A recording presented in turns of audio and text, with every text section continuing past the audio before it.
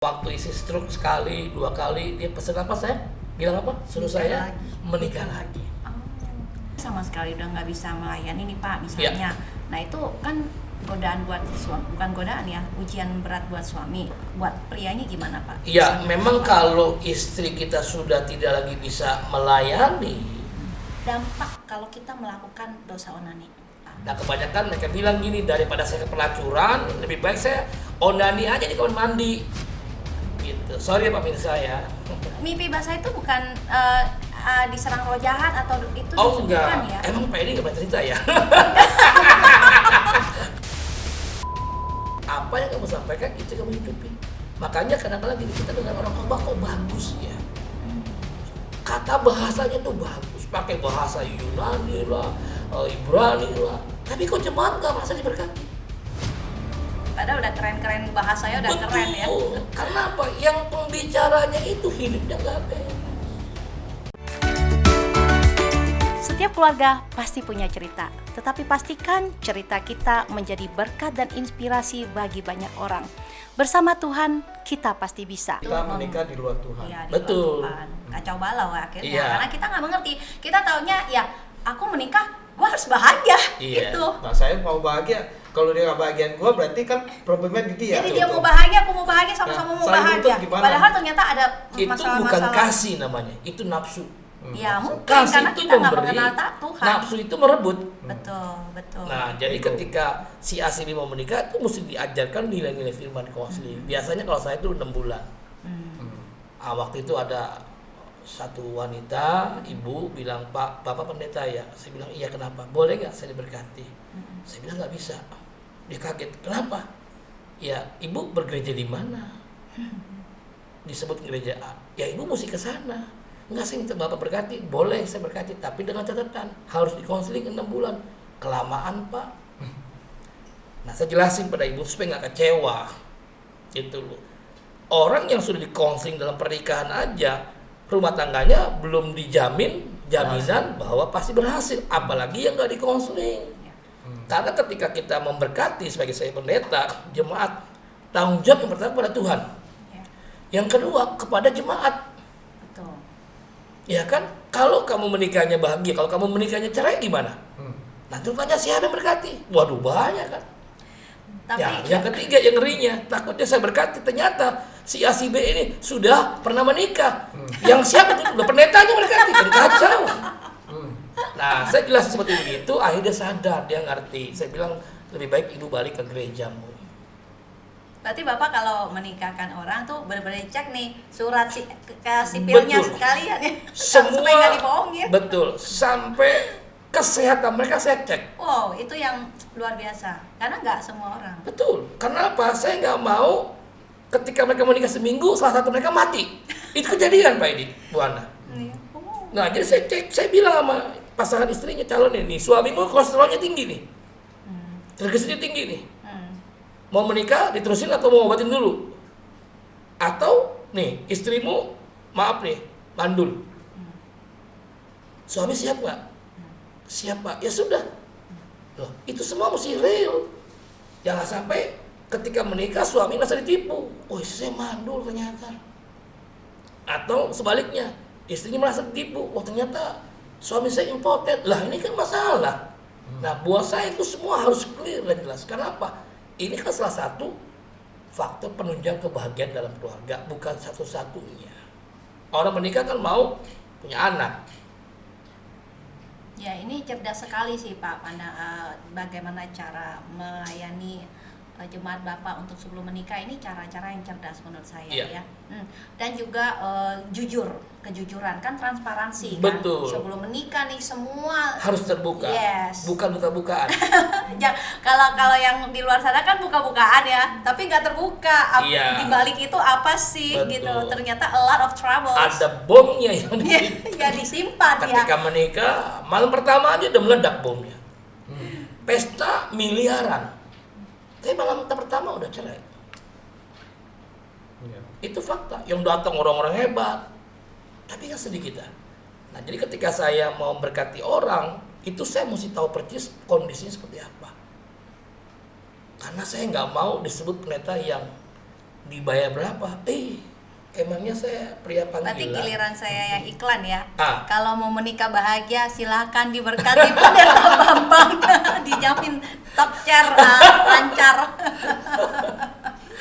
Iya. Jadi kalau Bapak misal dengan kesibukan Bapak kan kadang melayani bukan hanya dalam kota. Iya. Pasti ada Luar kota, luar selalu negeri. bawa istri dan anak, Iya. semua ikut gitu. Jadi gini, kalau saya bisa dengan mobil, sebagian besar pasti saya bawa. Tapi biasa kalau dengan pesawat itu tergantung tempat jangkauannya.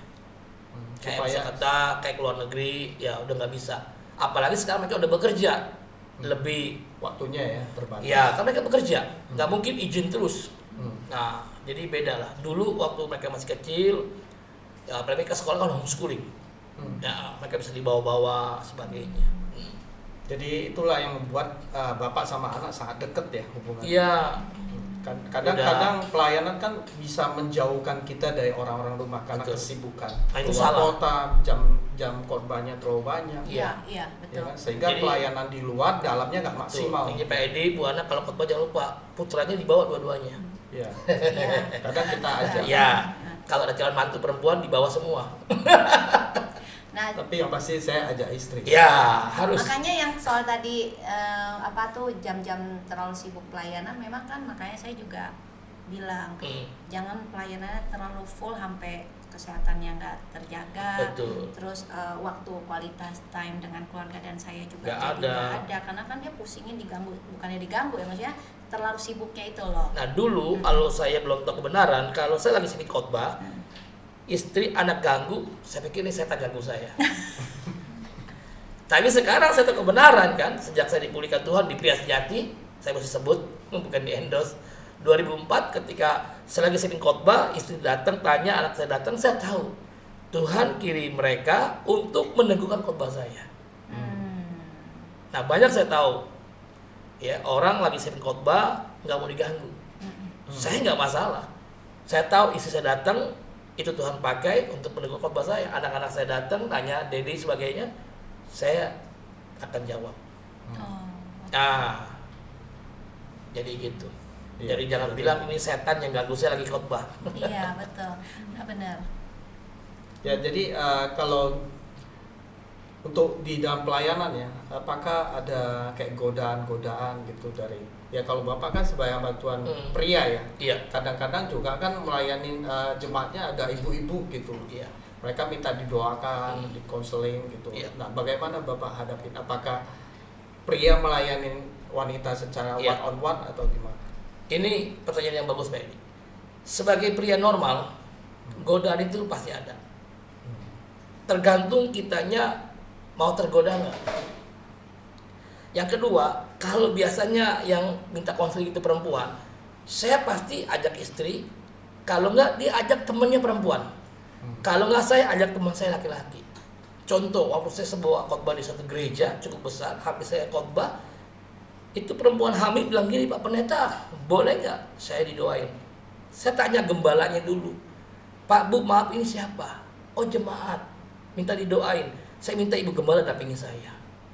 Pak Pendeta tumpang tangan dong, perut saya. Saya bilang Bu Gembala tumpang tangan. Loh, kalau saya tumpang tangan di foto, dia expose ide apa saya? Rusak nama saya. Mereka bilang ini pasti anaknya pendeta, kan nggak mau saya. Jadi hal-hal begitu ya kita mesti Walaupun di bijak. tempat umum ya, Pak. Betul. Jadi hal-hal ramu begitu saya sangat menjaga. Jadi saya bilang Bu Gembala, tolong tumpang tangan ini kandungan anak jemaat. Saya yang doain. Gitu. Kalau nggak bahaya. Dia minta Pak Pendeta tumpang tangan. Oh, saya bilang nggak, Ibu Gembala yang tumpang tangan. Bukan saya. Karena apa? Saya tanya suaminya ada nggak? Suaminya nggak datang. Ya udah. Kalau suaminya, suami tumpang tangan. Nah, suami tumpang tangan ke perutnya, baru saya pegang tangan suaminya. Iya. Gitu. Tapi kalau ada istri saya pegang tangan perutnya, saya tumpang tangan istri saya. Karena itu Ibu Gembala, saya nggak tumpang tangan Ibu Gembala karena istri orang lain. Ya berarti Bapak sangat menjaga nilai-nilai ya. itu. Nilai-nilai. Makanya saya terbang kemana, istri aman, anak-anak aman, dia percaya sekali. Dan berarti bersih dari dosa perselingkuhan ya. Ya puji Tuhan, Tuhan pelihara. Tuhan. Ya. Akan Tuhan ya. Tuhan. Waktu isi stroke sekali, 2 kali, dia pesan apa saya? Bilang apa? Suruh saya menikah lagi. Tapi bersyukur saya nggak bilang sama Tuhan, Tuhan terima kasih sekian lama aku berdoa, hari ini kau jawab doaku. Enggak. Jadi ketika istri bilang saya suruh nikah lagi, saya cuma bilang, lihat istriku, wajahku, ya kan. Saya bilang kau adalah hadiah terindah yang Tuhan beri dalam hidupku, aku sangat mencintai. So Amin. sweet. Amin, luar biasa. Nah, Ya Tuhan, itu kasih yang agape, Itu kesetiaan. Iya. kesetiaan. Karena setia itu kan menerima apa yang ada walaupun tidak sesuai, tapi sudah disepakati dari awal. Seperti Tuhan menerima kita apa adanya, demikian dipraktekkan Ya, oleh Pak iya. Bambang. kasihnya agape, bukan EGP. Hmm. Kalau EGP pun emang gue pikirin. Nah, Karena nggak mudah loh, apalagi bagi pria. kan janjinya adalah dalam suka dan duka, sehat atau sakit. Nah, satu lagi tambahin para pendeta, langsing atau langsung. Iya. Loh, perempuan dulu waktu pacaran menikah kan langsing. Iya. Bodinya 38. Sekarang Setelah juga masih langsing. turun mesin ya. 83. Ya kan repot. Malah bapaknya yang langsung. Ini udah kurus ini kan. Kalau ibunya langsing banget Iya. nih sampai sekarang. Oh ya Pak, ini karena juga ditonton orang dewasa, nggak apa-apa kita buka-bukaan. Misalnya nih dengan kondisi istri stroke ya, maaf kata, Iya. untuk hubungan rancang gimana Pak? Memang sangat-sangat berkurang. Jauh. Dulu sebelum stroke ya hubungan kami nggak lebih dari 1 minggu. 1 minggu bisa berapa kali. Gitu. Tapi karena istri sih selalu mau minta melayani, tapi kan saya kasihan. Oh jadi masih bisa sebenarnya ya? Ya, istri mau melayani, tapi kadang-kadang saya ngelihat kondisi gitu Nggak tega. Yang nggak tega ya. Jadi ya kadang-kala oke lah, udah lewat aja gitu. Nah bagaimana dengan misalnya suami yang memang kondisi istrinya sama sekali udah nggak bisa melayani nih Pak misalnya. Nah itu kan godaan buat suami, bukan godaan ya, ujian berat buat suami. Nah untuk pesan buat orang yang mengalami seperti itu tuh buat prianya gimana Pak? Ya memang kalau istri kita sudah tidak lagi bisa melayani, ya mau nggak mau tahu, ya mau nggak mau, bukan mau nggak mau tahu, mau tidak mau ya kita harus mengerti, menerima apa adanya. Seperti yang saya alami waktu istri pertama ya bener-bener ya 5-6 bulan break time, Kering. selesai. Tuhan punya cara untuk mengeluarkan lewat mimpi basah, tidak onani, karena onani itu dosa. Dosa ya. Nyanyi halo-halo Bandung. Ya. Mungkin buat permisa juga mereka yang belum tahu, onani itu kan masturbasi. Iya. Itu dosa. Dosa. Karena waktu kita lakukan kan kita memikir, Betul. Kayaknya masturbasi itu perempuan, kalau onani pria deh. Betul. Iya kan? Masturbasi biasa ke perempuan, Iya. onani kepada pria. Iya. Nah kebanyakan mereka bilang gini, daripada saya ke pelacuran, lebih baik saya onani aja di kamar mandi. Gitu. Sorry ya pemirsa ya, nggak menyinggung tapi mengingatkan. Nah, Kecuali waktu onaninya pikiranmu bersih. Ya mau onani ingat sama Tuhan, bisa nggak kira-kira? Nggak bisa. Nggak bisa. Justru waktu onani itu yang dosa adalah kau mikirkan perempuan-perempuan yang nggak benar, perempuan-perempuan yang lagi udahlah nggak bersebutin. oh gitu. Ya, nggak mungkin dia pasti lagi onani dia ingetin orang tuanya lah atau bapaknya enggak lah, kan nggak mungkin, pasti memikirkan. Harus memikirkan sesuatu sosok ya. Rata-rata pasti begitu. Kalau enggak nggak bisa keluar ya. Saya nggak tahu karena saya nggak pernah. Dan kapan Jadi jangan tanya saya, tanya pakarnya siapa. Tapi ya itu karena kita di dalam Tuhan, kita tahu itu dosa ya Pak ya. Tetapi pertanyaannya gini, saya mau tanya, kan Bapak pendeta, Ya. harusnya bisa jawab. Kenapa onani itu disebut dosa? Oh karena tadi ya, Imajinasi. membayangkannya itu ya. Membayangkan. Oke, jadi yang disebut udah Onani nggak pertimbangan akan di dalam- dosa kalau dia mikirkan tentang Tuhan. Saya mau onani Tuhan, mikirin Tuhan. Kira-kira onani nggak? Batal. nggak ada nafsu. Nggak ada. Dari hidup pun pasti jadi mati Karena dia. itu kan pikiran itu merangsang. Betul. Oh oke, jadi istilahnya kenajisan di dalam pikiran ya, Iya, itu betul. makanya udah berdosa di dalam ya. Betul. Nah, kadang-kadang mungkin yang orang yang tidak begitu mengenal firman Tuhan kan berpikir apa sih onani masa dosa? Gua nggak melakukan secara fisik ke orang lain istilahnya gitu. Betul. Nah, banyak orang bilang begitu sama saya. Pikiran yang daripada saya selingkuh, daripada saya ke rumah tempatnya pelacuran yang nggak benar, lebih baik saya udah kamar mandi, nggak perlu bayar duit, free, ya kan? Nggak bikin orang repot, saya sendiri kok, self service kata dia. Saya bilang, ya kan? Itu masalahnya. Karena gini loh, ada yang bilang Pak nanti kalau nggak dikeluarin jadi prostat. Oh no, Tuhan punya cara. Seperti yang saya alami ketika istri stroke, setengah tahun kita nggak melakukan apa-apa. Saya nggak prostat, sehat-sehat aja, semua oke. Caranya gimana? Tuhan keluarkan dengan mimpi basah. Tahu-taunya saya bangun, loh kok basah? Oh ya udah, berarti Tuhan punya cara. Kita nggak perlu bantu Tuhan punya cara, caranya Tuhan. Pokoknya celana basah berarti tandanya mimpi. Jadi mimpi basah itu bukan diserang roh jahat atau itu enggak. Bukan ya? Emang Pak Edi nggak pernah cerita ya? Kok nanya ke saya? Pak Edi gimana sih? Mungkin jam terbang saya nggak sepanjang. Oh gitu. Jadi belum waktunya cerita. Ya, jadi rata-rata memang kalau pria yang sudah tidak berhubungan dengan istri, ya karena istrinya tidak bisa melayani karena sakit, ya kan, atau karena hubungan mereka nggak bagus, ya pasti dia akan lebih basah. Oke, Pak, sebagai pendeta juga saya mau nanya nih tentang ini. Sekali lagi ya soal, karena ini menarik, karena kan kita juga tahu ini hidden ya sebenarnya. Betul. Nah, sebagai pendeta, jawaban Bapak apa? Kalau pertanyaan ini, apa dampak sih daripada onani kalau udah kenapa itu disebut dosa kan kita udah tahu. Yeah. Tapi apa dampak kalau kita melakukan dosa onani? Pornografi. Iya, kita akan tertuduh, terintimidasi. Oke. Yang kedua, hubungan kita dengan istri akan jadi tidak sehat. Jadi tambah dingin dan nggak bagus. Betul. Nanti kita bilang, lu kasih nggak kasih gua nggak apa-apa, gua bisa self service kok. Gua nggak repetin lu, gua nggak butuh lu. Nah itu kan bahaya. Iya benar. Gitu. Yang ketiga, secara psikologis itu juga pengaruh jiwa dia. Dan akhirnya juga sekalipun ya yang disayangkan misalnya dia pelayan Tuhan, hamba Tuhan, dengan melakukan dosa onani, mungkin di mimbar dia masih tetap melayani, tapi sebenarnya dia udah nggak maksimal ya. Betul. Hubungan dengan Bapak pun udah turun gitu. Makanya kan gara-gara dosa founder onani Bapak itu, Presjati, Ed Cole bilang begini, almarhum, apa yang kamu hidupi itu yang kamu sampaikan. Apa yang kamu sampaikan itu yang kamu hidupi. Makanya kadang-kadang gini, kita dengar orang khotbah kok bagus ya. Kata bahasanya tuh bagus, pakai bahasa Yunani lah, Ibrani lah, tapi kok jemaat nggak merasa diberkati. Padahal udah keren-keren bahasanya udah. Betul. Keren ya. Karena apa? Yang pembicaranya itu hidupnya nggak beres. Yang nggak ketahuan. Betul. Makanya teman saya bilang begini, dia seorang pengusaha. Kalau kita sekali dua kali dengar pendeta itu khotbah, kita diberkati, jelas. Kita nggak tahu hidup seperti apa. Tapi nanti kalau kita tahu hidup pribadinya itu seperti apa. Betul. Ya. Gitu. Jadi sebenarnya bahaya sekali. Bukan bahaya sekali atau gimana tuh Pak? Dosa onani berarti bahaya sekali karena mempengaruhi hubungan dengan Bapak juga ya.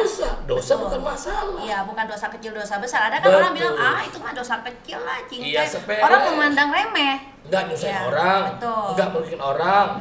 Ya kan, hanya tersembunyi, nggak ada yang tahu, hanya sedangkan Tuhan. Dari dosa itu bisa lahir dosa yang lain. Iya. Kalau misalnya dosa onani itu kan bisa membawa dia ke dosa pornografi. Iya. Mulai menonton hal-hal yang tidak kudus. Dan dari situ nanti bisa timbul pikiran fantasi. Iya. Nah, dia melakukan lebih dari itu. Jadi dosa itu memang kelihatan kecil, tapi kalau dibiarin bisa berbagai jenis dosa. Dosa itu kayak kanker. Menjalar dia. Ya, padahal dan sangat ganas. Jadi dosa itu adalah virus kanker yang jauh lebih jahat pada kanker yang ada. Stadiumnya bukan 4. Nggak tahu berapa stadium. Udah ini ya. Ya, nah, tapi Pak, kalau misalnya perjaka nih yang belum menikah itu berarti dia tuh belum menemukan pasangan nih ya. Nah, dia tuh juga istilahnya biologisnya juga pengen gitu. Betul. Itu juga sebenarnya nggak boleh dosa onani itu kan. Iya, jadi gini loh. Mereka yang pria sudah menikah atau yang belum menikah tetap nggak boleh. Atau juga perempuan, gadis atau yang belum menikah tetap sama nggak boleh masturbasi. Nah berarti solusinya adalah yang tadi biar cara Tuhan ya, mimpi basah Betul. gitu ya. Oke, itu Jadi kita jawabannya. jangan sekali bantu Tuhan. Kadang-kadang kan kita manusia ini kepo. Udahlah Tuhan nggak usah repot-repot lah, saya juga udah tahu. Akhirnya Tuhan bilang tuh, rasain kan, susah sendiri. Iya. Gitu. Perempuan juga bisa masturbasi dengan apa? Peluk, bantal guling. Tiba-tiba basah. Kalau nggak maaf pakai ujung meja. Banyak cara lah. Kok saya tahu? Bukan karena saya laki. Saya kan laki-laki. Karena saya konseling banyak jiwa. Oh. Gitu. Jadi mereka pengakuan ya. Ya, ada kalau perempuan itu sudah hiper Iya. seks, oh itu ngeri. Kenapa tuh? Lakinya nggak akan kuat. Iya. Iya.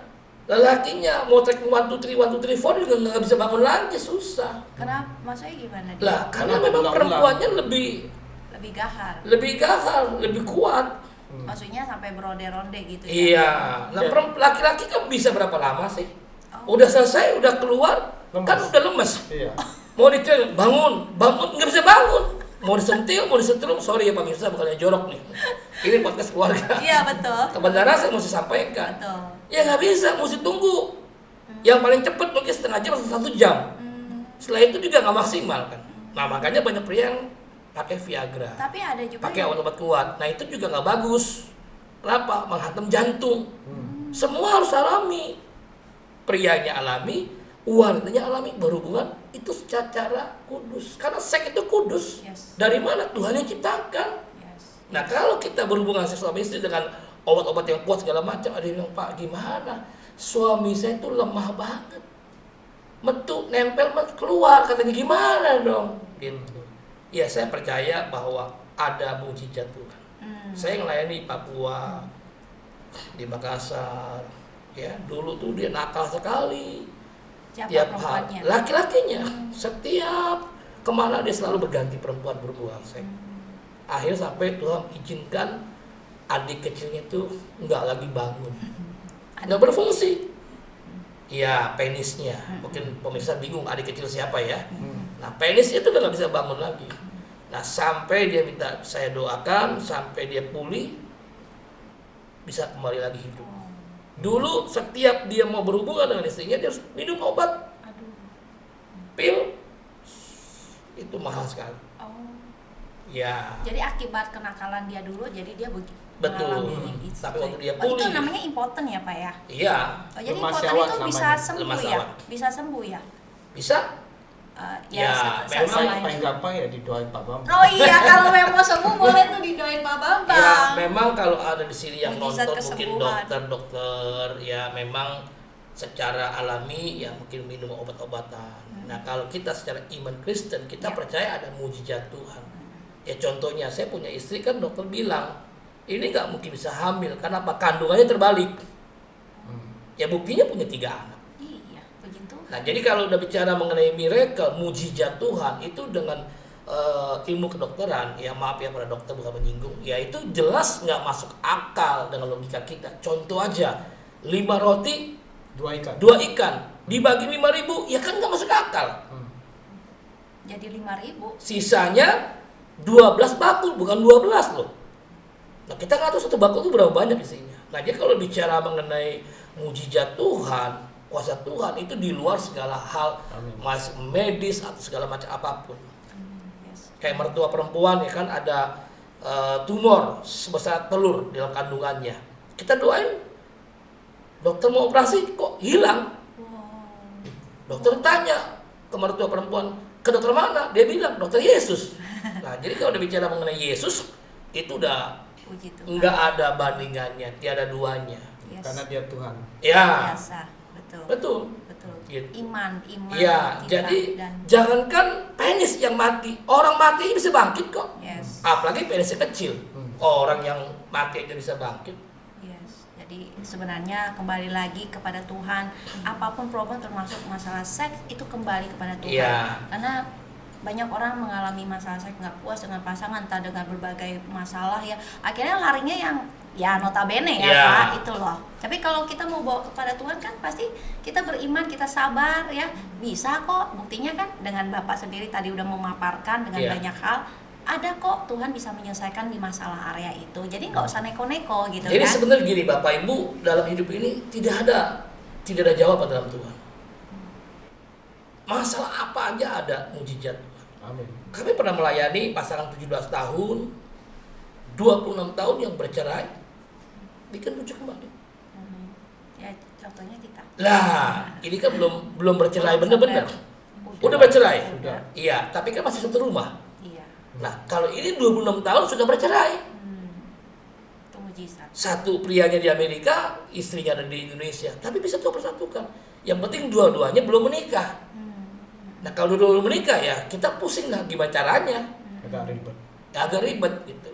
Jadi sebenarnya kalau bicara yes itu udah jawaban yang benar. Kasih karunia juga buat orang itu yang bisa bersatu Betul. kembali ya. Saya mau tanyakan, Bapak sering melakukan konseling ya ke keluarga-keluarga. Nah, mereka itu masuk pernikahan dengan punya masa lalu yang masing-masing. Iya. Nah, istilahnya bagasi lah yang mereka bawa ke dalam pernikahan. Iya. Nah, Bapak melihat bagaimana mereka itu bisa mengatasi pernikahan mereka dengan masa lalu mereka yang cukup rumit. Oke, Pak Edi, ini pertanyaan yang sangat bagus sekali. Karena gini, ketika si A, si B menikah, itu problem persoalan mereka itu harus diselesaikan dulu. Selama persoalan masalah mereka belum diselesaikan, ketika mereka bersatukan, pasti itu akan merusak pernikahan mereka. Makanya 70-80% pernikahan itu hancur. Kenapa? Karena ketika si B menikah dengan si A, masing-masing punya bagasi, masing-masing punya beban, masing-masing punya persoalan. Contoh yang sepele aja, ya kan? Dari keluarga B bilang begini, kalau mau tidur harus gosok gigi, harus ganti baju. Itu terdoktrin tuh. Yang si A, keluarga bilang gini, kalau udah ngantuk, udah tidur aja, nggak usah gosok gigi, nggak usah ganti baju. Ketika menikah seru nggak? Seru. Nah, di dalam konseling ini hal-hal yang sepele dianggap sepele. Sebenarnya nggak sepele loh. Ini bisa menjadi pemicu. Iya, betul.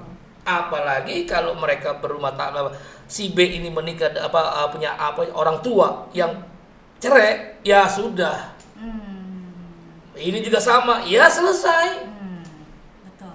Makanya saya bilang 70% sampai 80% pernikahan rata-rata tidak bahagia, hancur. Makanya ketika Pak Edi hubungin saya, Bu Ana hubungin saya mau hadir, mau dukung, mau siapkan waktu. Karena apa? Saya tahu ini podcast YouTube ini sangat memberkati bukan hanya orang Indonesia, tapi seluruh dunia akan diberkati. Amin. Yes. Puji Tuhan. Nah, jadi masa lalu itu harus diberesin dulu. Dia harus menang, harus merdeka. Betul. Masalahnya Pak yang saya lihat ya anak-anak muda itu gampang banget menikah ya, kami juga sempat seperti itu. Jadi pokoknya modelnya cuma cinta. Nah, apalagi sekarang nggak tahu, bukan hanya cinta yang saya lihat yang semakin menurun moral demi uang, Pak. Ini bagus. Begini Bu Ana. Akhir tahun lalu saya dikejutkan sepasang muda-mudi minta saya berkati. Saya tidak kenal mereka, saya kenal mereka dari teman saya.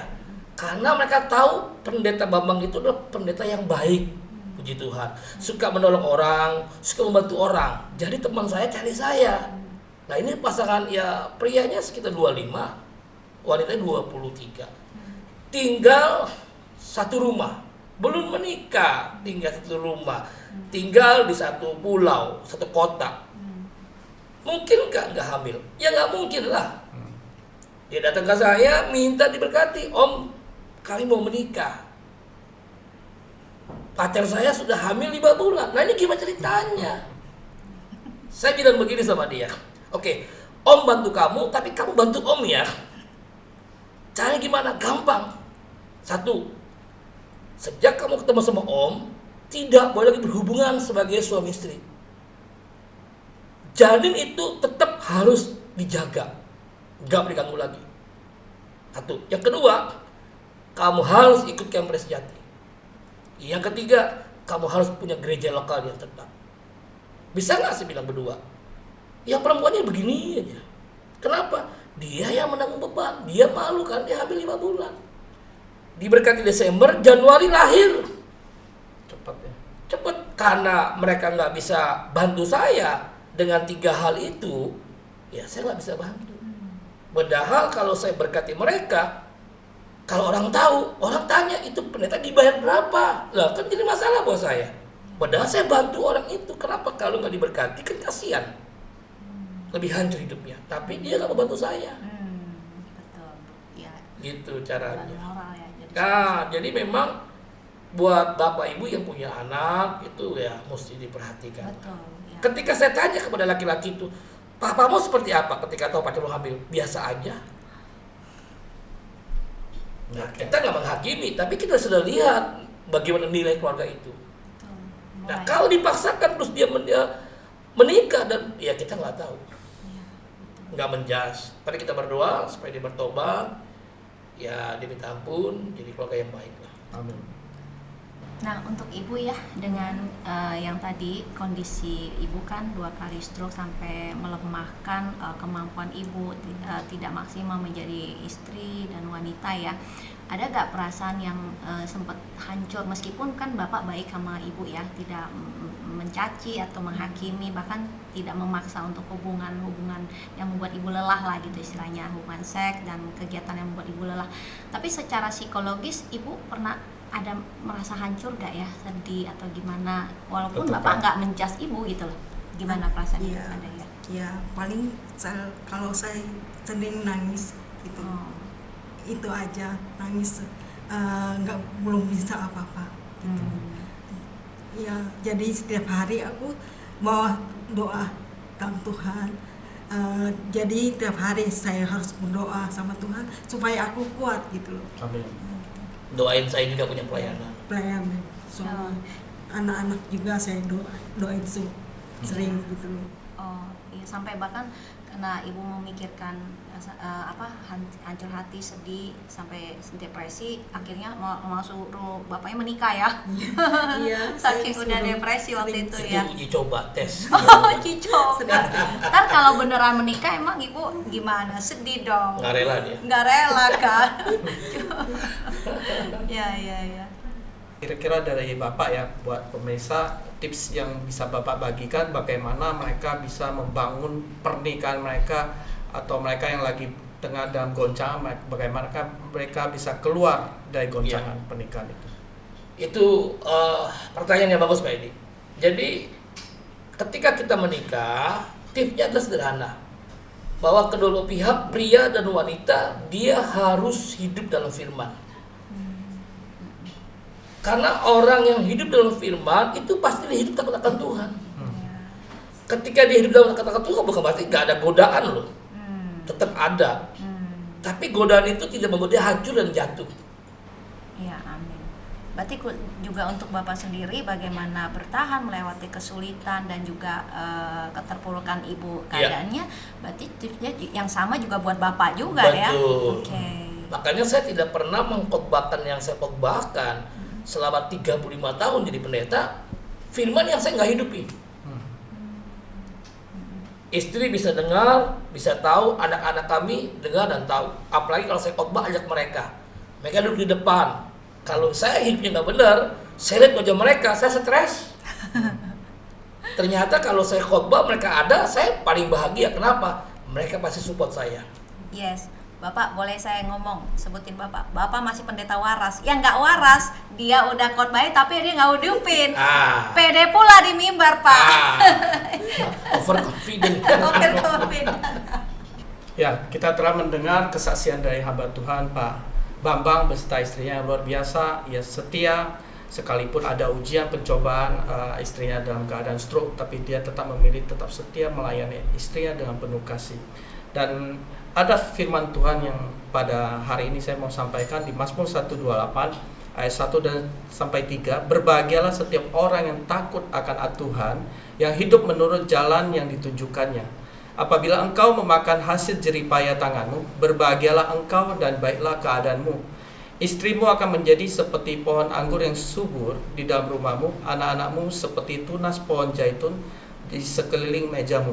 Saya percaya firman ini digenapi di dalam keluarga Pak Bambang, anak-anaknya akan menjadi tunas pohon zaitun. Dan kita lihat ketika pria takut akan Tuhan, maka keluarganya akan mengalami Tuhan sukacita, damai sejahtera yang berlimpah-limpah sekalipun di tengah goncangan. Amin. Ya. Yes. Terima kasih buat Pak Bambang yang sudah hadir, buat istri.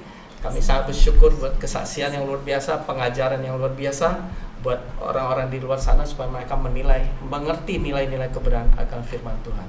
Ya.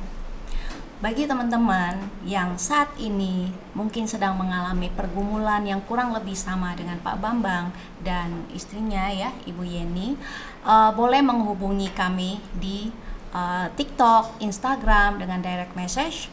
Misalnya saudara mungkin sebagai pria merasa wanitanya tidak bisa seperti memenuhi kebahagiaan batin atau kebahagiaan dalam bentuk seks atau apapun, dan perlu dikuatkan oleh tim kami akan senang sekali untuk mendoakan dan menguatkan bapak-bapak.